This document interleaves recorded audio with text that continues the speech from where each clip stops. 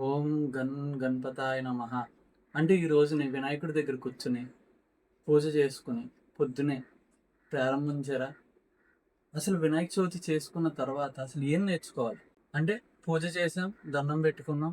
ఎటువంటి వికల్పాలు లేకుండా అనుకున్నది అనుకున్నట్టుగా ముందుకు వెళ్ళాలని కోరుకున్నాం. అంతేనా? అదే వినాయక చవితా? సో, కంప్లీట్‌గా తెలుసుకోవడానికి మన ఈ ఛానల్‌కి వెల్కమ్.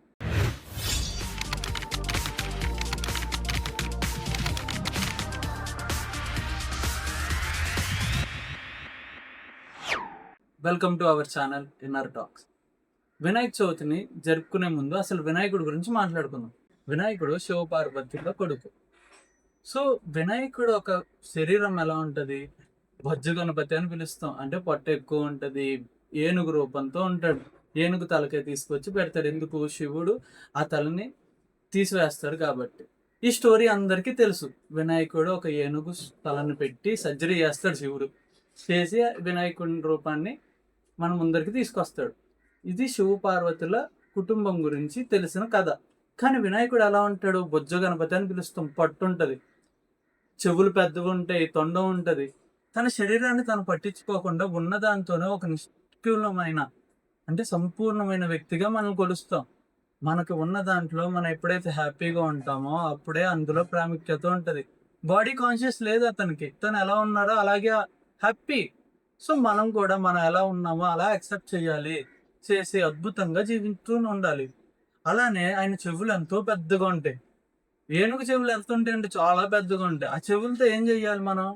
మనకున్న చెవులతో మనం వినాలి. ఎంత వినాలంటే అంత వినాలి. ఎవరి మాటలు వినాలి? గురువు మాటలు వినాలి. నిన్ను సరైన మార్గంలో తీసుకెళ్ళే వాళ్ళ మాటలు వినాలి. అక్కర్లేని అంతా వింటూ ఉంటే మనకి మళ్ళీ పిచ్చిలేస్తది. సో, విన్నది మనం ఏం చేయాలి? గురువు మాటలు విని, విన్న దాంతో మన జీవితాన్ని మార్చుకోవాలి.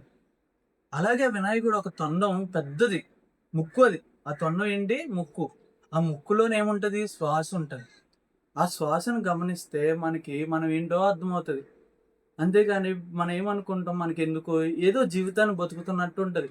సో, ఆ ముక్కు ద్వారా మనం ఏం చేయాలి? శ్వాసను గమనించాలి. శ్వాసే మార్గం.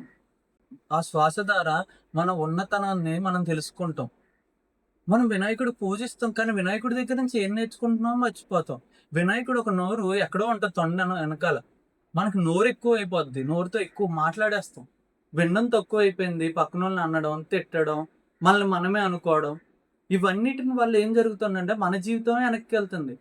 పొద్దున్నే లేచి చిన్నప్పటి నుంచి సొసైటీ నేర్పించింది. నువ్వు పూలతో భజన చెయ్యి, వినాయకుడికి నామస్మరణ చేసుకో. వినాయకుడు రోజు మాత్రమే మనం నామస్మరణ చేసుకుంటే అందులో ఏం ఉపయోగం ఉంది?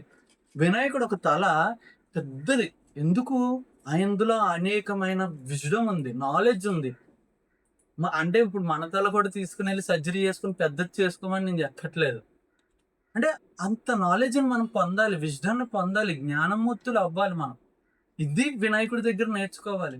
వినాయకుడు మనం పూజ చేసేటప్పుడు మనం ఏమనుకుంటాం? అయ్యా వినాయక!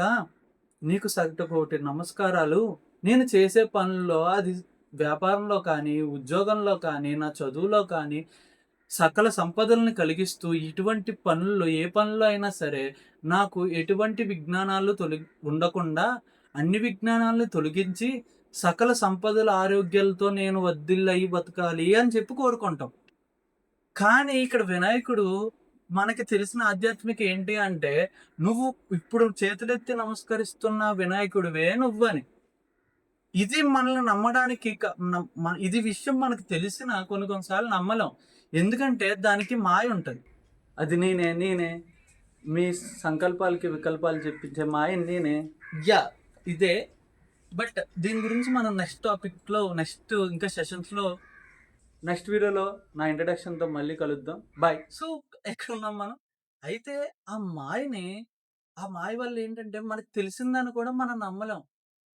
ఈరోజు వినాయకుడికి దండం పెట్టి సంకల్పం ఇచ్చుకుంటూ, "అయ్యా వినాయక నన్ను కాపాడు" అనుకుంటూ, కానీ వినాయకుడి దగ్గర నేర్చుకోవాల్సింది నేర్చుకోకుండా, మళ్ళీ రేపొద్దున ఇన్ కేస్ ఆ విషయంలో ఏదైనా తేడా జరిగితే, నిందను వినాయకుడి మీద ఏస్తాం.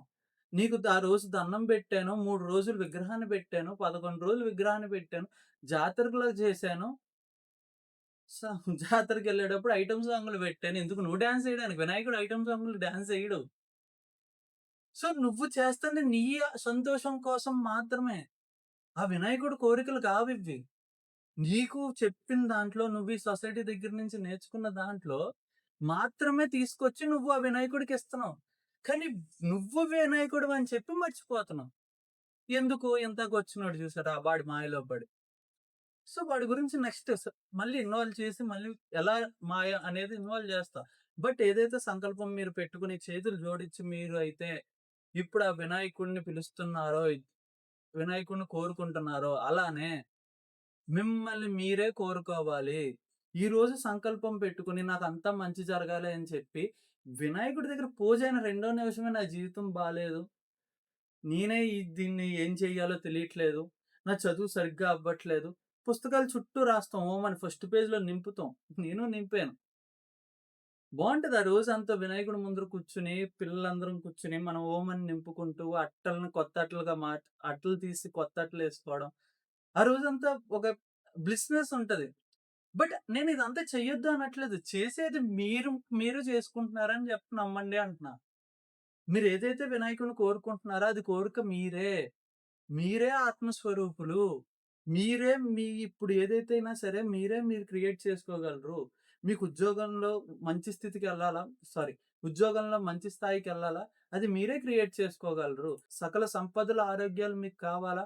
ఎటువంటి విజ్ఞానాలు మీరు చేసే పనిలో పోవాలా? చదువులో ముందరికెళ్ళాలా? వీటన్నిటికి మీరే బాధ్యులు. చేతులెత్తి జోడిస్తున్న విగ్రహం కన్నా మీ లోపల ఉన్న వినాయకుడిని నమ్ముకోండి. వినాయకుడు అన్ని వికల్పాలనన్నిటిని తొలగించి సంపూర్ణంగా మీరు వెళ్ళే దారిలో ఎటువంటి ఆటంకాలు లేకుండా చేస్తాడనే నమ్మకం ఆ వినాయకుడికి చేతులెత్తి విగ్రహ స్వరూపం కాకుండా, ఆ వినాయకుడి స్వరూపాన్ని నుంచి మనం నేర్చుకోవాల్సింది నేర్చుకుంటూ, ఇప్పుడు లోపలికి వెళ్లి మనలో ఉన్న వినాయకుడిని అలాగే నిలకడలా నుంచోబెట్టాలి. అంటే ఇప్పుడు సంకల్పం పెట్టుకున్నాం. ఈ పని నాకు జరగాలి అని చెప్పి. అక్కడ పుస్తకం పెట్టి రాసాం. అయ్యా నాకు మంచి మార్కులు రావాలి. నాకు ఎటువంటి విజ్ఞానాలు రాకూడదు అని చెప్పి సాష్టాంగ నమస్కారాలు చేసుకుంటూ 3 సార్లు గుంజీలు, చెంపలు వాయించుకుంటూ ఆయన అన్నిటికి చేసాం. చేసి అక్కడి నుంచి వచ్చిన నెక్స్ట్ 15 నిమిషాల్లో మనం మళ్ళీ మారిపోతున్నామే. ఆ వినాయకుడి చెవులతో తక్కువ మాట్లాడాలి. మళ్ళీ మాటలు మాట్లాడకూడదు. అక్కర్లేని మాటలు అప్పుడు కోరుకున్నాక మంచిగా ఆ కోరికతోనే ఉండాలి. ఆ కోరికను నమ్మాలి. వినాలి. విని ఆ కోరికతో మళ్ళీ మీరే వికల్పాలు పెట్టకూడదు. మళ్ళీ వినాయకుడిని నిందించకూడదు.